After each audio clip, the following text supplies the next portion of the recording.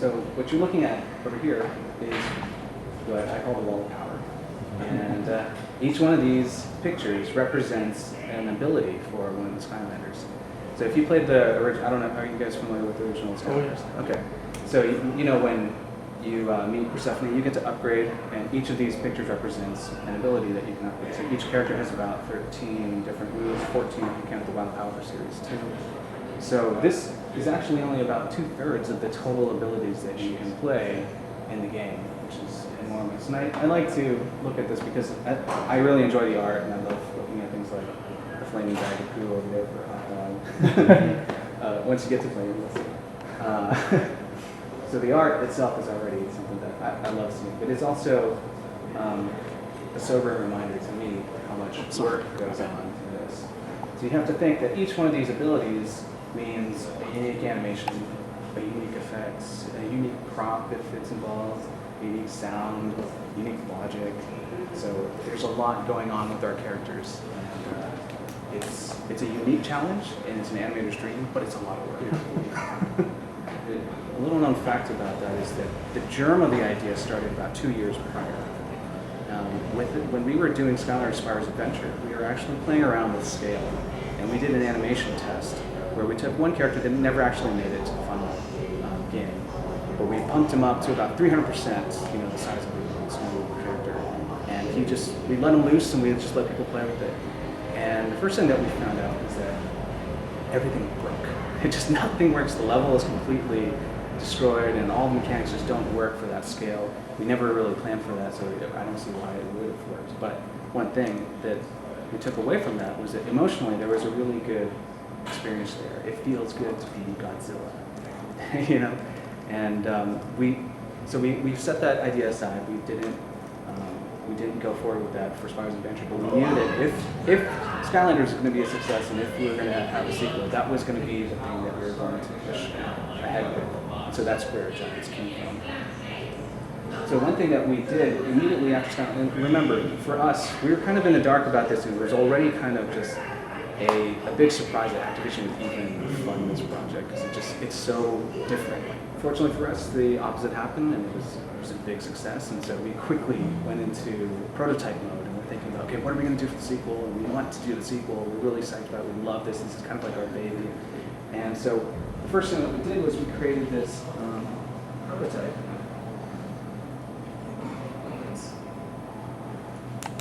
So what you're seeing here is just under 1 month's amount of work. The entire studio came together and attempted to create what we call a vertical slice, or a contained experience of what Giants could be like. We wanted to differentiate what it feels like to be a Giant versus a regular Skylander.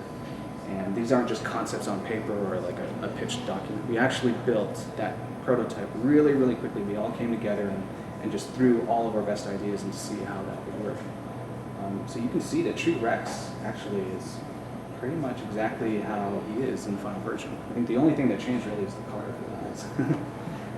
But that's also another unique thing about Toys for Bob, is that we are an art-driven studio. The first thing that happens is the toy gets designed, because we want to make sure that the toy is unique and compelling on its own. We know that there are people out there, and I've witnessed kids who own Skylanders, but they've never actually played the game. They just like the toy. It's just really cool, and they can tell stories and play with each other outside, and that's awesome. We want to continue with that. But once that character is established, then we take it from there and figure out how are we going to make that character compelling. So the conventional approach might be, okay, we have 8 different elements, and we have all these different types of bodies. We have we have dragons who can fly. We have characters who can go underground. We have like melee characters. We have range characters. How do you spread across all these abilities and make the derivatives of these moves even, balanced? But that's not what we do. We start with the art and we say, I think this character should turn into a crazy beast, and that's who Pop is. He's a character who drinks his own potion and becomes a Dr. Jekyll, Mr. Hyde. That's not a category, a move that we established earlier. This is just something that we were inspired by the art to come up with. Or maybe Chill, our new water Skylander, she'll summon this giant narwhal and throw out, and that's what we went with. These are the types of decisions that we make because we're inspired. We come together, designers and artists and animators, we all come together. We just throw crazy ideas at the wall, and whatever sticks, whatever like jazzes us, is what we're going to go with. Now, how hard is it to balance the characters? For instance, do you have characters in the game that initially are just overpowered and completely broke the game? Totally. Okay. Yeah. I mean, we have a character, Crusher. He's a guy. He's this big earth giant with a hammer. When he was first in the game, he like destroyed everything, and he was just way too overpowered. We had to like scale him back and figure out ways to constrain him in a natural way. But it really differs depending on the character. There's no one set process, and we have this thing. Within the animation, and even within the character design department, we have a one person to one character philosophy. So one animator is responsible for one character, and the reason why that's important for us is that that animator gets to live with that character throughout the course of development. So he knows him best, and he knows where we came from, what challenges we went through, and what kind of personality we were driving towards.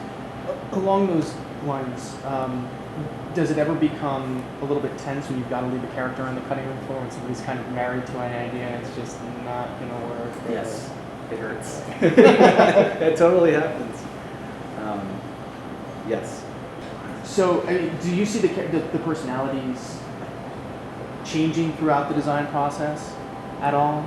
I mean, obviously, when you're talking about them conceptually, there's an idea, but given your whole one animator to one character philosophy, what is the result of that as the evolution goes?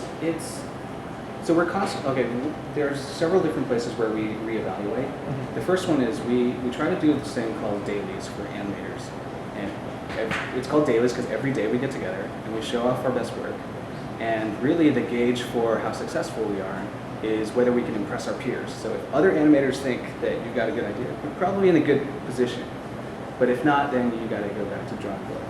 After that, we throw it around to other people like our designers, or even people at Activision, or like Paul, or other input starts to play in. And some characters are stronger than others. Like some of them, like everyone is in tune. Like everyone understood what Crusher was like from the get-go. So we kind of all had the same vision. The pop vision was very clear. Also, there are other characters like Bat Eagle that we were experimenting with different personalities, and we kind of found our way towards what it is currently. But it wasn't something that we all agreed on from the start. So it really differs between the characters.